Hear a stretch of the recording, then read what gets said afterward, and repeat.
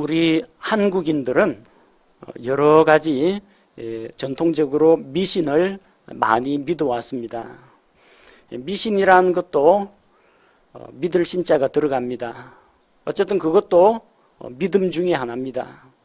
다만 하나님의 말씀에 근거한 믿음이 아니라 사람들을 미혹시키는 이상한 이론이나 논리들에 근거한 믿음입니다. 사람의 마음이 무엇에 끌려서 잘못된 것을 믿거나 아무런 과학적인 근거도 없는 것을 사실인 양 받아들이는 것을 가리켜서 미신이라고 합니다. 전통적으로 우리 사회에서는 점을 친다든지 사주팔자를 본다든지 관상을 본다든지 아니면 길한 날과 흉한 날을 가려서 태기를 한다든지 날짜를 선택한다든지 이런 것들이 유행이었습니다.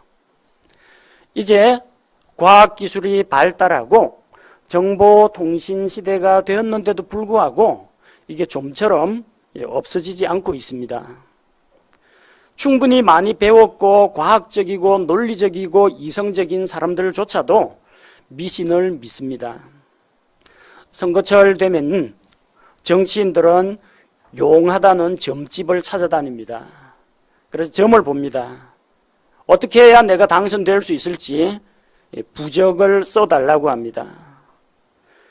기업체에서는 사람들을 뽑을 때 일반 신입사원들은 예외가 되겠지만 중견 간부사원, 이사진 이런 사람들을 등용할 때는 사람을 뽑을 때는 꼭 점쟁이한테 사주팔자 갖다 주고 이 사람이 성실하게 일할 사람인지 배신을 할 사람인지 뽑아도 될지 안 될지 점쟁이 앞에 가서 머리를 조아리고 자문을 구한다고 합니다.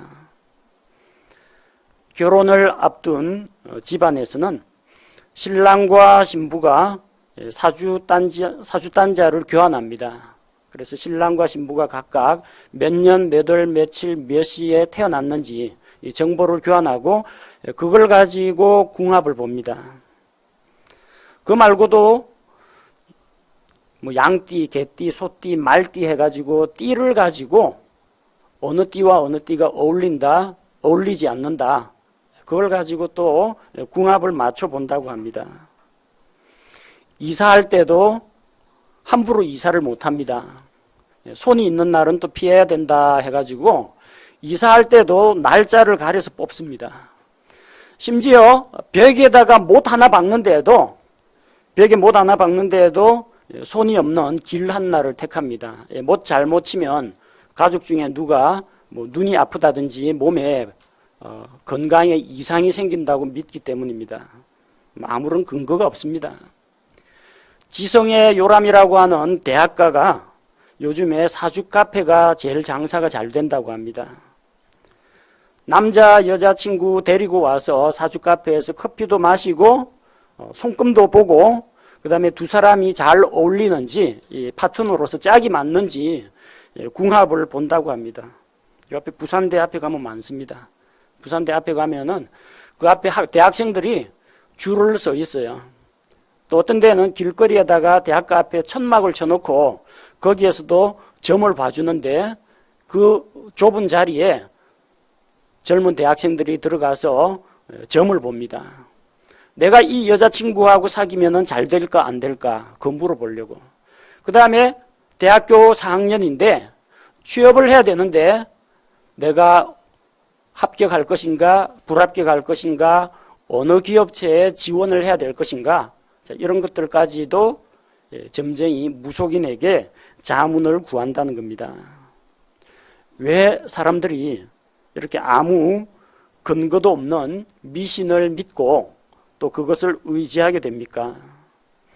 많은 사람들은 자기 자신에게 일어난 이 문제를 자기 책임으로 돌리기보다는 외부의 탓으로 돌리기를 원합니다.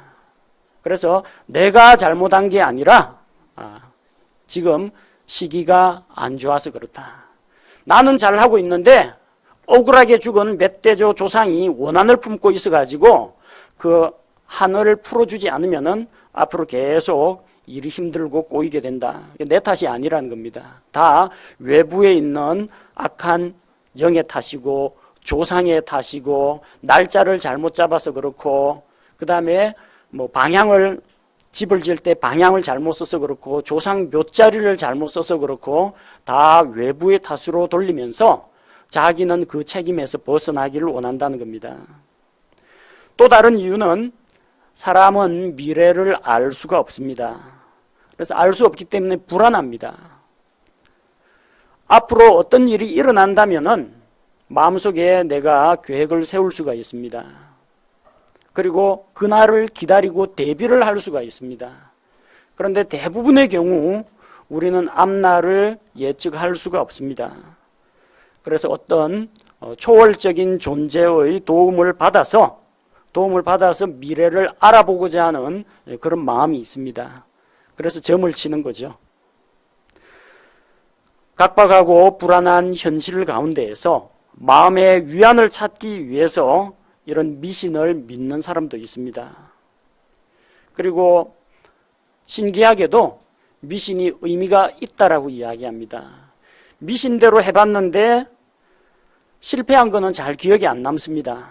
근데 미신대로 해봤는데 용하게 맞아떨어졌다. 그거는 또 기억에 남습니다. 그래서 다른 사람한테 그걸 또 자랑을 합니다. 그러다 보니까 마치 미신이 어떤 근거가 있는, 뭐 절대적은 아니라고 할지라도 상당히 확률적으로 맞을 확률이 높다라고 생각하는 사람들이 많습니다.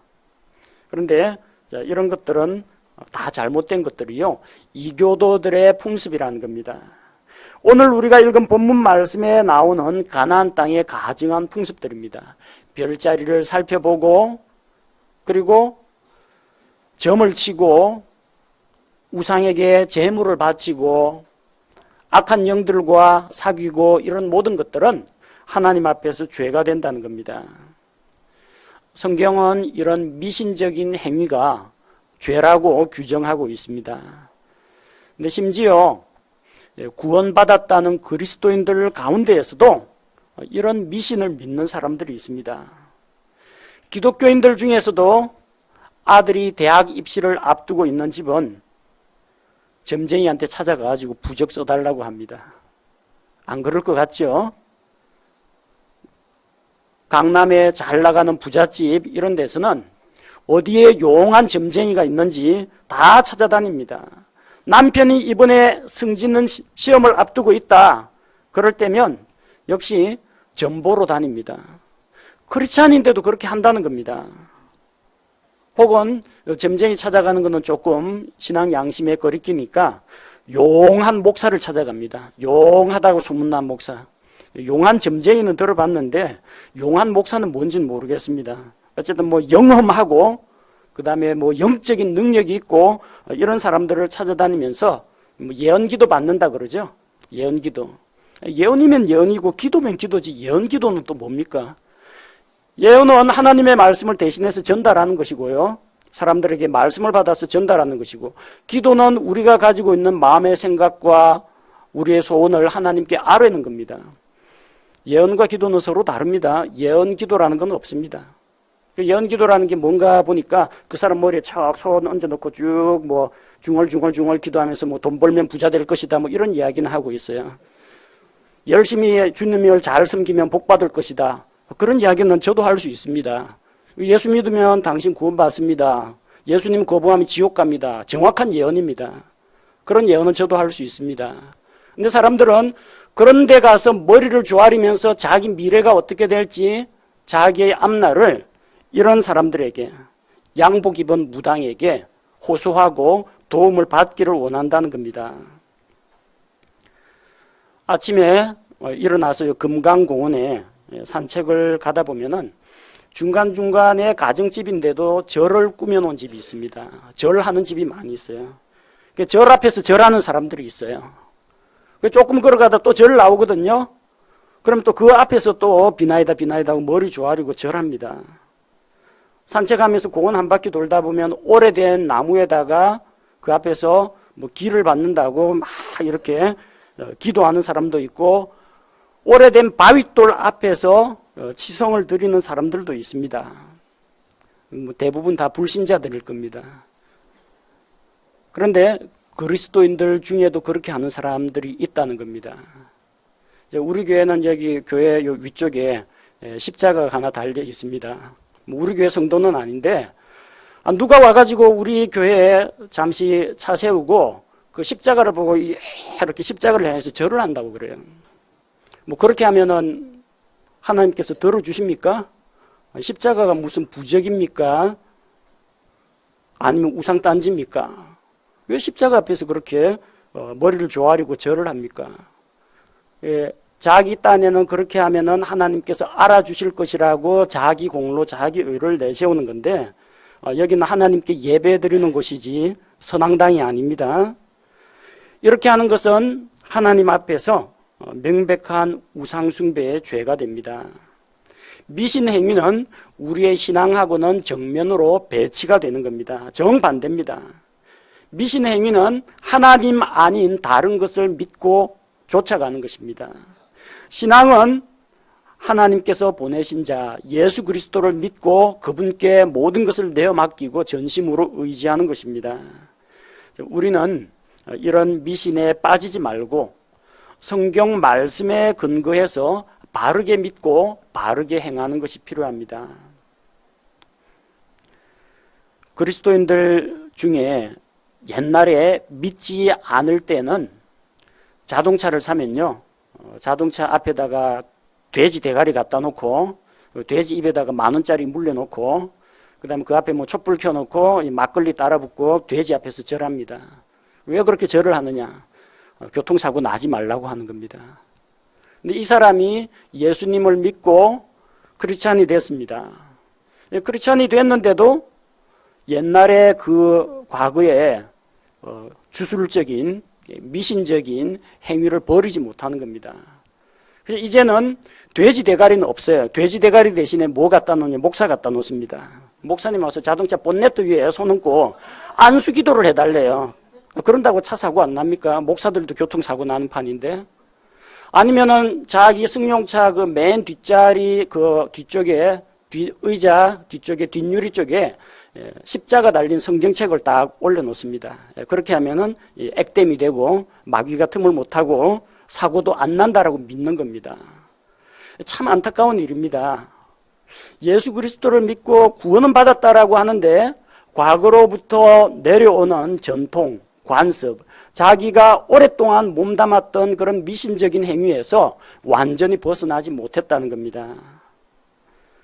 오늘 본문에는 이런 미신적인 행위들이 마귀를 섬기는 것이며 하나님을 대적하는 것이며 하나님의 거룩하심을 정면으로 대적하는 것임을 보여줍니다.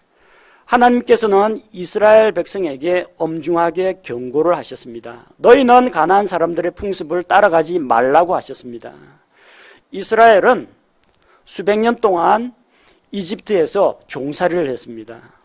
이집트에서는 온갖 것들이 다 신입니다. 거기에는 동물 모습을 한 제칼의 모습을 한 신도 있고요. 태양신도 있고 그리고 나일 강에도 신이 있습니다. 황소 모습을 한 신도 있습니다. 심지어는 딱정벌레 모양을 한 신도 있습니다. 그 신의 상징물입니다. 별하별 신들을 다 섬겨요. 거기에 오랫동안 길들여졌는데 6월절 어린 양의 피로 구속받고 이제 나와가지고 약속의 땅으로 가는데 약속의 땅에 가면은 또 뭐가 기다리고 있느냐? 이집트 못지않은 가나안의 풍습이 기다리고 있다는 겁니다. 거기에서 온갖 우상들을 다 보게 될 겁니다. 온갖 더럽고 가증한 행실들을 다 만나게 될 겁니다. 그래서 하나님께서 신명기 말씀을 통해서 그들에게 경고하시는 겁니다. 신명기는 글자 그대로 다시 신자입니다. 다시 신자, 명령할 명자입니다. 이제 광야에서 이스라엘 사람들 첫 세대들은 다 광야에서 죽고 다음 세대들, 그 다음 세대들이 들어가는데 그 후속 세대들에게 하나님의 율법의 말씀을 다시금 명령하노니, 다시 명령하는 겁니다. 그 중에 대표적인 말씀이 바로 가나안 땅에 들어가거든 그들과 연합하지 말라. 그들의 타락하고 가증한 풍습을 본받지 말라는 말씀입니다. 자, 그래서 주의사항 첫 번째, 9절에서 보니까 주 내 하나님께서 내게 주시는 땅에 들어가거든, 가나안 땅, 팔레스틴 땅에 들어가거든 너는 그 민족들의 가증한 것들을 따라 행하는 것을 배우지 말라고 했습니다. 하나님께서 아브라함과 이삭과 야곱에게 약속하신 그 땅은 약속의 땅입니다. 복받은 땅입니다. 젖과 꿀이 흐르는 땅입니다. 그런데 사람들의 죄와 불법으로 인해서 그 땅이 더럽혀졌습니다. 오염되었습니다. 레위기 18장 25절에서 그 땅도 더럽게 되었나니 그러므로 내가 그 땅의 불법을 그 땅에게 벌하고 그 땅도 스스로 자기 거주민을 토하여 내느니라. 가나안 사람들의 죄로 인해서 땅이 더러워졌습니다. 하나님께서 그 땅을 심판하십니다. 그 땅은 그 땅에 살고 있던 이런 패역한 사람들을 다 토하여 내치는 땅이라는 겁니다. 하나님께서는 그 가나안 사람들의 죄를 이스라엘 사람들의 손을 빌어서 벌하신 것입니다. 하나님께서 그들의 죄와 불법으로 인해서 그 땅에서 그들을 내쫓으셨습니다. 신명기 9장 4절에서는 주 내 하나님께서 그들을 내 앞에서 쫓아내신 뒤에 너는 마음속으로 말하여 이르기를 나의 의로 인하여 주께서 나를 이 땅으로 데려오사 이 땅을 소유하게 하셨다 하지 말라. 오히려 이 민족들의 사악함으로 인하여 주께서 그들을 내 앞에서 쫓아내시느니라. 이렇게 말씀하셨습니다. 이스라엘이 착하고 의롭고 하나님 마음에 쏙 들어가지고 하나님께서 가나안 족속을 쫓아내신 것이 아니라 가나안 족속들의 죄가 하늘에까지 사무칠 정도로 가증하고 더럽고 그 땅이 죄로 인해서 부패했기 때문에 하나님께서 가나안 백성들을 심판하신 겁니다. 그 민족들의 가증한 것들을 따라 행하지 말고 그것을 배우지 말라고 했습니다. 그 땅에는 우상숭배가 있습니다. 간음이 있습니다. 근친상간이 있습니다. 짐승들을 대상으로 하는 수간도 있습니다. 자기 아들, 딸을 우상에게 불태워 바치는 인신제사도 있고 마술사들이 점도 치고 마술로 기적을 행하는 곳입니다. 그래서 미리 경고하십니다. 그런 것들을 본받지 말라고 하셨습니다. 우리 구원받은 그리스도인들, 우리 자신을 돌아보며 생각해야 됩니다. 우리는 하나님께 거룩히 구별된 성도들입니다. 하지만 이 땅은 마귀의 권세하에 놓여 있습니다. 공중권세 잡은 통치자 마귀가 이 세상의 왕으로 지배하고 있습니다. 그래서 온갖 타락하고 부패한 문화들이 우리 주변에 가득하고 있습니다. 우상숭배, 미신, 동성애, 온갖 흉악한 일들이 다 이 세상에 일어나고 있습니다. 우리는 그런 것들로부터 자기 자신을 분리해야 합니다. 세상 사람들이 그런 걸 다 하더라도 그리스도인들은 그런 것을 본받으면 안 됩니다. 그들이 행하는 일들은 하나님 보시기에 가증한 일입니다. 10절에서 11절에 보면 그들이 행하는 타락한 일들이 있습니다. 어떤 일들이 있느냐? 10절에 보니까 자기 아들이나 딸을 불 가운데로 지나가게 하는 자나. 사람이 불 가운데 지나면 다 죽습니다. 사람을 불에 태워서 희생 제물로 드리는 일들이 있었다는 겁니다. 이건 하나님께서 명하신 바가 아닙니다. 열왕기하 3장 27절에 보면 모압 왕이 자기 아들을 성벽 위에서 번제 헌물로 드렸습니다. 이 사람은 하나님의 백성이 아닙니다. 모압 사람입니다. 모압의 신 그모스를 위해서 자기 아들을 불태워 갖고 희생 제물로 드렸습니다. 자, 그렇게 하면은 그 신이 자기의 정성을 보아서 힘을 실어준다고 믿었던 겁니다. 이방인들의 풍습 가운데에는 이런 일들이 많습니다. 살아있는 사람을 희생 제물로 우상에게 드리는 일들이 있습니다. 멀리 갈 거 없이 우리나라 옛날 동화나 민담 이런 것들을 한번 생각해 보시기 바랍니다. 은혜 갚은 두꺼비 이야기 아시죠? 순이라는 여자아이가 두꺼비에게 밥을 조금씩 먹였더니 서로 친해졌는데 마을에 괴물에게 사람들이 이제 신령이라고 믿고 있는 그 신령에게 순이가 희생제물로 바쳐지게 되었습니다. 그래서 두꺼비를 이제 안고 갔는데 알고 보니까 그 안에 있는 건 신이 아니라 오래 묵은 지네였는데 지네가 독을 뿜고 두꺼비가 독을 뿜고 해서 뭐 순이의 목숨을 구해줬다. 그래서 뭐 두꺼비의 은혜를 생각하자는 이야기가 아니고요. 사람을 그렇게 지네에게 내던지는 이런 풍습이 우리나라 동화에도 나온다는 이야기입니다. 그 동화가 어디서 나왔겠어요? 사람들의 생활과 풍습과 관습에서 만들어진 겁니다.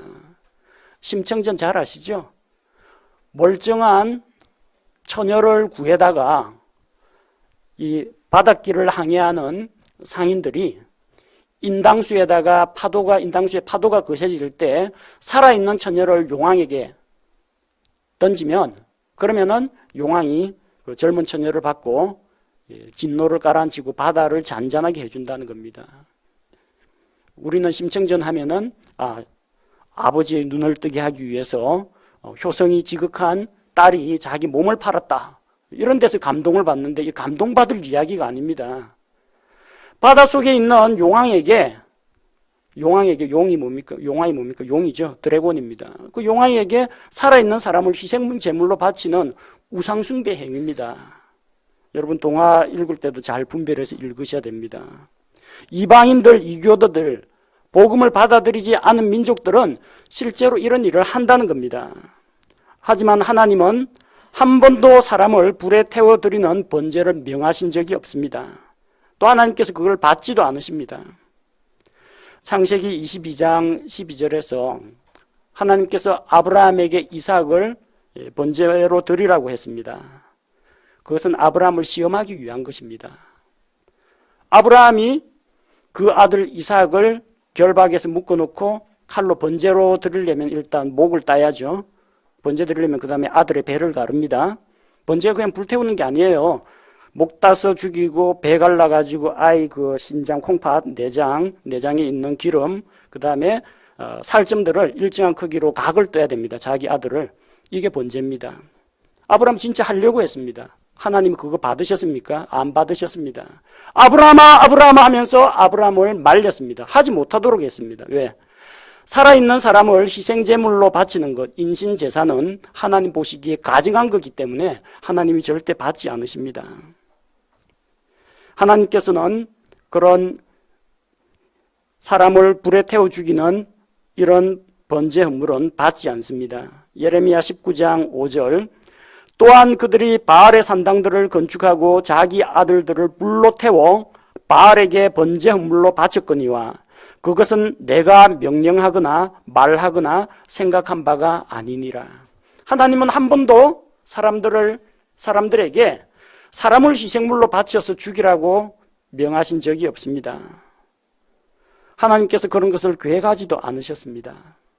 유일한 한 사례가 있다면 살아계신 하나님의 아들 예수 그리스도께서 우리 죄의 대가를 하나님 앞에 대신 지불하기 위해서 십자가에 달려서 자기 몸을 산 희생물로 화해 헌물로 내어주신 것이 유일한 성경 기록입니다. 그 이외에는 하나님께서 인신제사를 받았다는 기록이 전혀 없습니다. 가나안 사람들은 아들이나 딸을 불에 태워서 우상에게 바쳤습니다. 또한 그들은 점치는 일을 했습니다. 점을 치는 자나 때를 관찰하는 자나 점치는 일이 있습니다. 점을 칠 때 어떤 식으로 점을 치느냐. 점쟁이들은 여기 대나무 통에다가 나무 젓가락, 대나무 가지 이걸 넣고 짤짤짤 흔들어 쫙 뿌립니다. 그 모양을 보고 점을 칩니다. 거의 비슷합니다.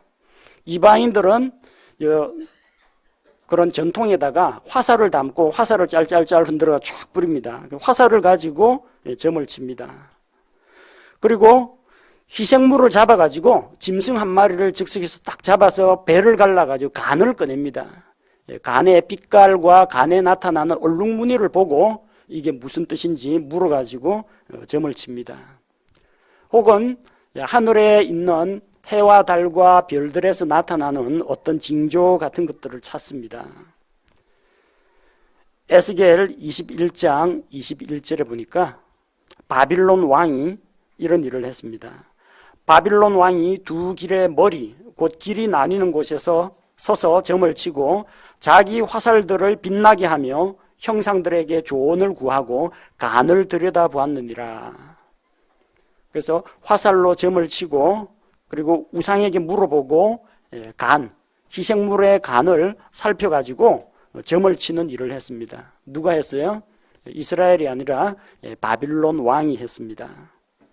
왜 이렇게 점을 치느냐? 앞으로 내가 하는 일이 잘 될지 잘 안 될지 어느 길로 가야 할지 선택의 기로에 섰을 때 자기는 앞날을 알 수 없지만 앞날을 알 수 있을 거라고 생각하는 어떤 영적인 존재에게 물어보는 겁니다.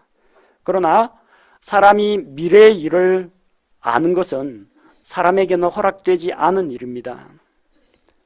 전도서 7장 14절 말씀을 보니까 형통하는 날에는 기뻐하되 역경을 당하는 날에는 깊이 생각하라.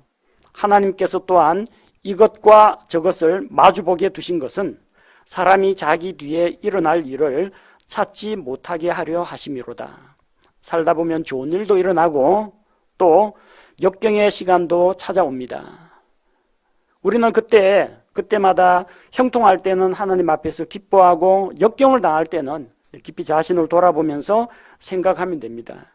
어떤 때는 형통하는 날이 오고 어떤 때는 역경의 날이 옵니다. 이것저것을 하나님이 다 섞어 두셨기 때문에 우리는 예측을 할 수가 없습니다. 사람이 자기 뒤에 일어나는 일들을 알지 못하게 하셨습니다. 하나님이 알지 못하게 하셨어요. 하나님이 알지 못하게 하셨는데 그것을 내가 꺾고 알아야 되겠다 이렇게 나서는 것은 명백하게 하나님의 권위에 도전하는 것입니다. 전도서 8장 7절에서 그는 앞으로 무슨 일이 있을지 알지 못하느니라. 언제 그 일이 있을지 누가 그에게 말하겠느냐. 우리는 미래를 알 수가 없습니다. 하나님께서 사람에게 허락지 않은 것을 악한 영들을 통해서 알아맞히려고 하는 것은 죄가 된다는 겁니다. 그리고 때를 관찰하는 자가 나옵니다. 때를 관찰하는 자. 특정한 때가 개인의 운명하고 관계가 있다라고 믿는 겁니다. 1월 성신, 하늘에 있는 12개의 천궁도 별자리를 보고 내가 태어난 게 몇 월 달이니까 정갈자리, 사수자리, 물병자리, 쌍둥이자리 이런 걸로 자기 별자리를 정한 다음에 별자리는 오늘의 운세가 어떠하다더라. 자, 이 별자리를 가진 남자하고 저 별자리를 가진 여자가 만나면 궁합이 잘 맞다더라. 이런 거 맞춰보는 게 때를 관찰하는 자입니다. 1월 성신이나 어떤 사람하고 연관된 연, 월, 일시를 계산해서 사람의 운명을 예측하는 것을 말합니다. 우리나라에는 사주팔자가 있습니다. 사주팔자라는 게 생년, 생월, 생일, 생시 요 네 가지 정보만 있으면 그 사람 운명이 쫙 점괘에 다 나온다는 이야기입니다. 그래서 사람들은 자기 인생에서 일어나는 행복이나 불행한 일, 크고 작은 모든 일들이 타고난 팔자 소관이라고 여깁니다. 내가 노력을 안 해서가 아니고 내가 하나님께 불순종해서가 아니고 그게 전부 다 타고난 팔자 때문이라는 겁니다. 그래서 팔자 타령을 많이 하죠. 팔자가 드세다, 팔자 고쳤다, 팔자가 폈다, 팔자가 늘어졌다. 다 팔자 타령입니다. 근데 여러분 생각해 보십시오. 정말 같은 해, 같은 달, 그리고 같은 날, 같은 시에 출생하면 두 사람의 운명은 과연 같을까요? 종합병원에서는 하루에도 똑같은 시간에 산모가 동시에 출산하는 그런 사례들이 많습니다. 우리나라 전체로 놓고 보면은 특정한 시간에 일제히 어머니의 태로부터 이 세상으로 모습을 드러내는 그런 신생아들이 많습니다. 그럼 똑같이 태어난 사람들은 운명이 다 똑같습니까? 그렇지 않다는 이야기입니다. 성경적인 예를 들어보겠습니다. 쌍둥이로 태어난 야곱과 에서 똑같이 태어났습니다. 하지만 각기 정반대의 삶을 삽니다. 한 사람은 육적인 것을 쫓아가고 한 사람은 하나님의 약속을 따라갑니다. 한날 한시에 난 쌍둥이라도 그 사람의 앞날은 다릅니다. 그가 어떤 길을 선택하느냐, 하나님 앞에서 어떤 선택과 결단을 하느냐에 따라서 달라진다는 겁니다. 그러니까 팔자 타령하지 마십시오. 사람의 운명은 하늘에 있는 12천궁도 별자리에 있지 않습니다. 사람의 운명은 생년월일에 있지 않습니다. 사람의 운명은 내가 뱀띠냐 용띠냐 닭띠냐 여기에 운명이 정해져 있는 게 아닙니다. 사람의 운명과 스타일은 혈액형에 있지도 않습니다. B형 남자는 어떠하다 하더라, A형 남자는 어떻더라, 다 보면은 그럴싸하긴 합니다만 실은 자기 기억에 남는 거, 인상적인 것만 사람들이 기억할 뿐이지 혈액형과 성격이나 혈액형과 운명은 아무런 관계가 없습니다. 여러분, 하나님께서는 때를 관찰하는 자, 이것이 분명히 잘못되었고 죄라고 말씀하셨습니다. 혹시라도 신문이나 혹은 인터넷 뉴스에 오늘의 운세, 나의 별자리, 혈액형으로 알아보는 그이와의 궁합, 이런 건 절대 보지 마십시오. 왜냐하면 아예 장난삼아 취미삼아 보는 건데 내가 믿는 것도 아닌데 그럴지 모르지만 성경이 무엇을 말합니까? 악의 모든 모양이라도 버리라고 했습니다. 그 절대 따라하지 마십시오. 그거 따라하는 사람이 나중에 부적서로 다니고 나중에 전보로 다닙니다. 불안하니까. 또 어떤 자들을 하나님께서 미워하시느냐? 성경에 보니까 10절 끝부분에 요술을 하는 자, 마녀, 마법사, 부리는 영들에게 조언을 구하는 자, 마술사, 강신술사, 다 비슷비슷합니다. 요술을 하는 자라는 것은 신기한 어떤 수법으로 인챈트, 사람들을 매혹시키는 겁니다. 사람들이 폭 빠지게 만드는 그런 능력을 가진 자고, 마녀는 아시죠? 여자 마법사입니다. 주로 이상한 약물이라든지 이런 것들 제조를 하거나 아니면은 저주를 내리거나 이런 마법을 사용합니다. 자, 그리고 마법사도 거짓 기적으로 사람들을 미혹하는 사람들을 이야기합니다. 마법사나 마술사나 거의 비슷합니다. 다만 이제 나누자면은 마법사는 주로 마법을 가지고 놀라운 기적이나 표적을 일으키는 이런 사람들이고, 마술사는 마술을 하나의 체계적으로 연구해서 마법에 대한 지식을 축적하는 사람을 마술사라고 합니다. 이 마술을 하는 자들은 이제 하나님 보시기에 가증한 자들입니다. 마술을 하는 사람 치고 하나님을 위해 일했다는 사람은 아무도 없습니다. 디모데후서 3장 8절에 얀네와 얀브레라는 이집트 마법사가 나옵니다. 모세가 파라오 앞에서 기적을 행할 때 악한 마귀의 힘을 빌어가지고 비슷하게 기적을 흉내낸 사람이 있습니다. 출애굽기에는 안 나오는데 디모데후서 3장에서 하나님께서 그들의 이름이 얀네와 얀브레라는 이집트 마법사라고 밝혀주셨습니다. 그들은 하나님의 말씀을 선포하고 이스라엘을 이집트에서 구출하려고 하는 모세를 대적했습니다. 곧 하나님을 대적했습니다. 사도행전 8장 9절, 사마리아에는 마법사 시몬이 있었는데 아직까지 복음이 전파되기 전에 마법으로 사마리아 백성을 홀렸습니다. 미혹했습니다. 나중에 빌립을 만나고 또 베드로도 만나게 되는데 그는 하나님의 그런 능력과 은혜의 선물을 돈을 가지고 사려고 하는 그런 마음을 가지고 있었습니다. 사도행전 13장에도 마법사가 나옵니다. 사도행전 13장 6절, 바울과 바나바가 1차 전도 여행을 떠날 때 마법사 엘루마를 만났습니다.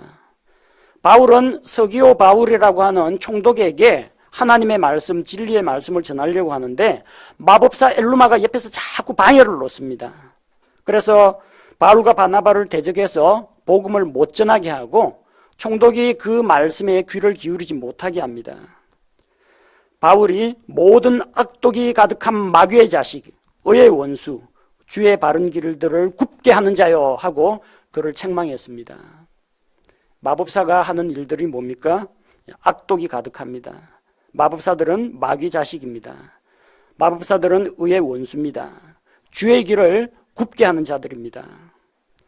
사도행전 19장 19절에는 에베소에서 마술하는 사람들이 복음의 말씀을 듣고 변화가 되어가지고 예수님을 만나니까 마법 서적을 전부 불에 태웁니다. 자그마치 그 마법 서적의 가격이 은화 5만 개입니다. 엄청난 양이죠.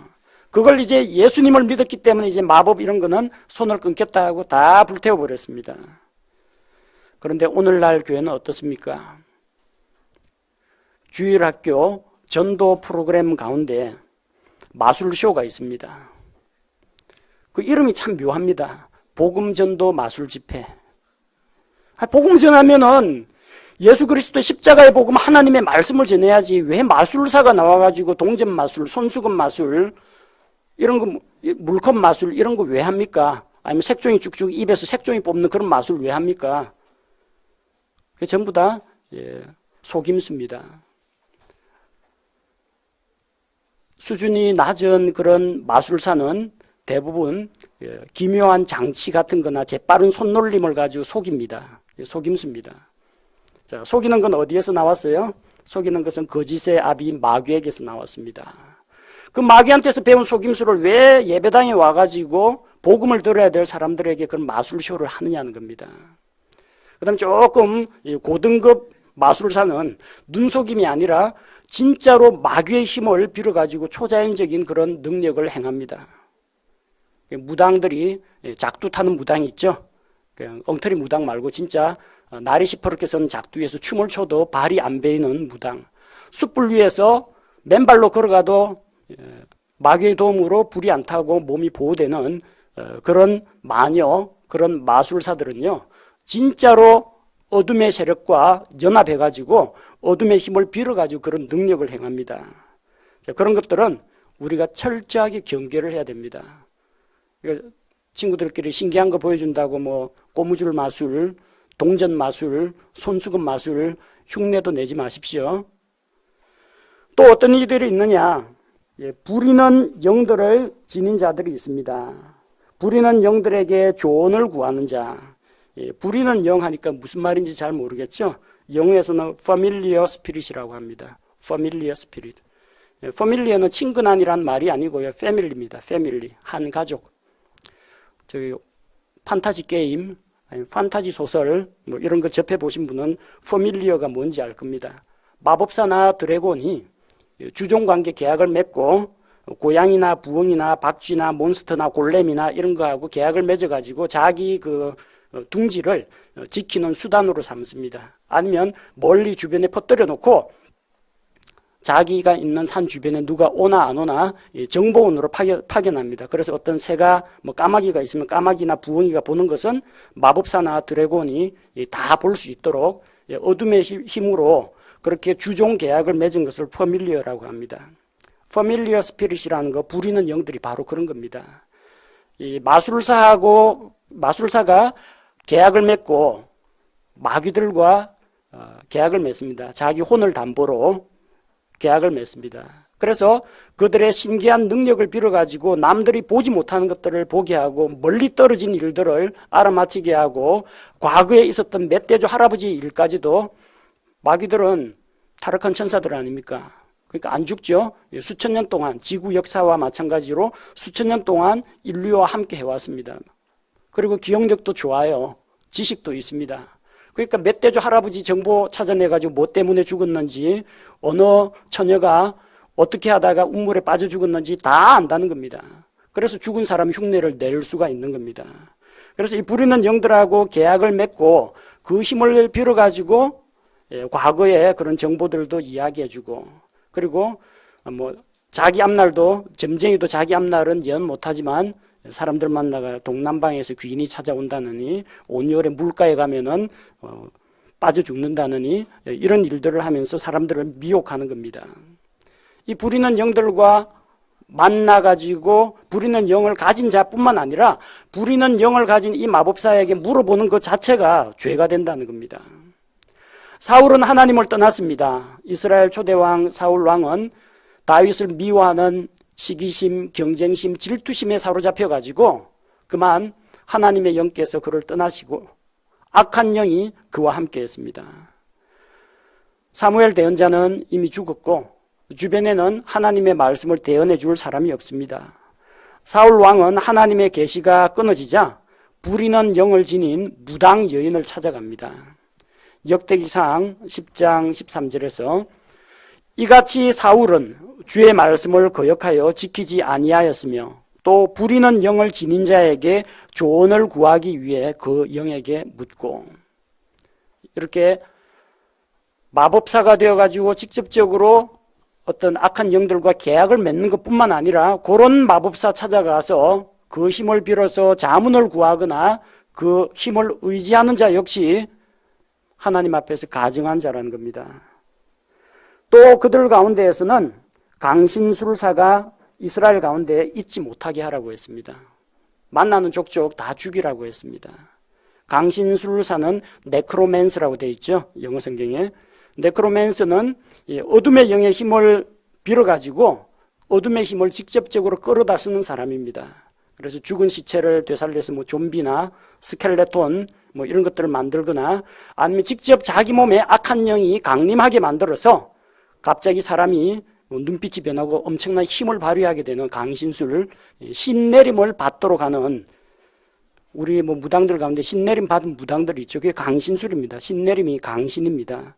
그래서 자기 몸을 악령이 이 세상에 오는 통로로 제공하는 사람을 강신술사라고 합니다. 이야기 들으면 들을수록 이제 무섭죠. 그리고 하나님 앞에서 이게 얼마나 무섭고 흉악한 죄인지 우리가 똑똑히 기억해야 됩니다. 이런 자들로 인해서 그 땅이 더러워졌다는 겁니다. 이런 자들 때문에 하나님께서 그들을 토하에 내치신다는 겁니다. 12절에서 이런 일들을 행하는 모든 자는 주께 가증한 자니 이런 가증한 일들로 인하여 주 내 하나님께서 그들을 내 앞에서 쫓아내시느니라. 가나안 사람들이 이런 잘못된 일을 저질렀기 때문에 하나님께서 심판하셨습니다. 따라서 너희는 그 땅에 들어가거든 그런 악한 풍습을 본받지 말라는 겁니다. 13절에서 너는 주 내 하나님께 대해 완전할지니라. 하나님 앞에서 완전해야 됩니다. 이 말은 여러분이 하나님 앞에서 죄나 실수가 티끌만큼도 없이 완벽한 존재가 되라는 이야기가 아닙니다. 완전이라는 것은 갖추어질 게 다 갖추어진 걸 완전한 자라고 합니다. 어린아이가 태어났어요. 이 아이가 완벽한 존재입니까? 말도 못하고 달리기도 못하고 수학 문제도 못 푸는데 완벽한 존재는 아닙니다. 근데 이 아이는 완전한 사람입니까? 아니면 이게 괴물입니까? 무생물입니까? 완전한 사람이라는 겁니다. 왜? 머리하고 팔다리 다 달렸고 눈, 코, 입, 귀 다 달렸고 사람의 유전자 그대로 다 가지고 있고 그 안에 영과 혼이 다 있고 완전한 사람이잖아요. 그 완전을 이야기하는 겁니다. 우리가 제 아무리 노력한다고 하더라도 완전 무결하고 완벽하고 흠없는 존재는 될 수 없습니다. 근데 하나님께서는 우리에게 너희는 주 내 하나님께 대해 완전할지니라 했습니다. 완전해야 됩니다. 우리 마음을 완전, 전부 다 하나님께 드려야 한다는 이야기입니다. 반 마음을 품거나 두 마음을 품지 말라는 이야기입니다. 오직 하나님만 의지하라는 이야기입니다. 하나님도 섬기고 마귀도 섬기고 이런 것은 있을 수가 없다는 이야기입니다. 그래서 우리는 분명한 입장을 취해야 합니다. 내가 하나님께 속했느냐, 마귀에게 속했느냐. 하나님께 속한 자로서 마귀의 일을 해서는 안 된다는 겁니다. 하나님께서는 14절 말씀과 같이 자기 백성이 이 민족들이 행하는 것처럼 행하는 것을 허락지 아니하신다고 했습니다. 우리 그리스도인들에게 마찬가지입니다. 그리스도인들이 점치고 사주궁합 보고 날 잡아가지고 태기를 하고 그리고 부적을 사용하고 그리스도인들이 팔자 타령이나 하고 이런 것은 하나님 보시기에 합당하지 않다는 겁니다. 자, 그러면 가나안의 그런 가증한 풍습을 본받지 말고 미신을 믿지 말고 뭘 믿어야 되느냐? 뭘 믿어야 되느냐? 15절에 기록되어 있습니다. 지금까지는 미신에 대해서 이야기했습니다. 그 미신이 아니라 올바른 신앙을 가져야 하는데 신앙은 어떻게 갖느냐? 15절 주 내 하나님께서 내 한가운데에서 곧 내 형제들 중에서 나와 같은 대언자 하나를 너를 위하여 일으키시리니 너희는 그의 말에 귀를 기울일지니라. 하나님께서 일으키실 대언자의 말에 귀를 기울이라고 했습니다. 때를 살피는 자, 마술하는 자, 부리는 영을 가진 자에게 조언을 구하고 그 말에 귀를 기울이지 말고 하나님께서 세우시는 대언자에게 귀를 기울이라고 했습니다. 그 대언자는 구약 성경에 나오는 엘리야나 엘리사나 예레미야나 미가나 이런 대언자를 말하는 게 아닙니다. 모세가 이야기할 때 나와 같은 대언자라고 했는데 그 대언자라는 글자를 잘 보십시오. 굵은 고딕체로 되어 있죠. 오른쪽에 있는 영어 성경을 보면요. 프로펫이란 말 P자가 대문자로 되어 있습니다. 자, 이것은 어떤 신성을 가진 어떤 존재를 가리킵니다. 일반 평범한 사람 대언자가 아닙니다. 대단히 특별한 존재입니다. 내 형제들 중에서 그 대언자가 나온다고 했습니다. 곧 모세가 말한 대언자는 이스라엘 사람 가운데에서 유대인 가운데에서 나온다는 겁니다. 그리고 모세를 대신해서 일어나는 대언자라고 했습니다. 모세를 대신해서 일어나는 대언자. 자, 요한복음 1장 17절에 보니까 이는 율법은 모세를 통해 주셨으되 은혜와 진리는 예수 그리스도를 통해 왔기 때문이라고 했습니다. 모세를 통해서는 율법이 왔습니다. 그러나 하나님의 은혜, 구원의 은혜, 진리는 예수 그리스도를 통해서 왔습니다. 모세 대신 일어날 대언자는 예수 그리스도라는 겁니다. 예수 그리스도는 모세와 같은 대언자입니다. 모세와 같은 대언자. 모세와 같은지 다른지 비교해 보시기 바랍니다. 모세가 태어났을 때 파라오는 어린아이는 전부 사내아이는 죽이라고 했습니다.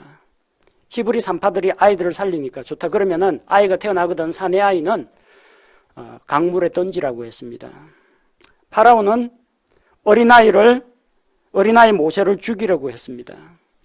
예수님이 태어났을 때 헤롯 왕은 동쪽에서 온 지혜자들의 말을 들어보고 대략 예수 그리스도의 나이가 어느 정도 될까 추산한 다음에 2살 밑으로는 전부 다 베들레헴에 있는 어린아이를 다 죽이라고 했습니다.